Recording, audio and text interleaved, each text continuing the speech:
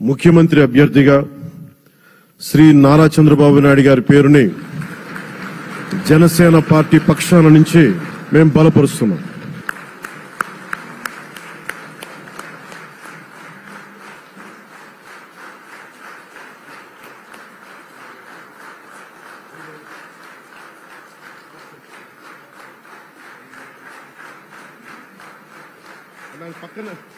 ఇది నేను ఆయన పక్కన పెట్టుకుని చెప్పాలి.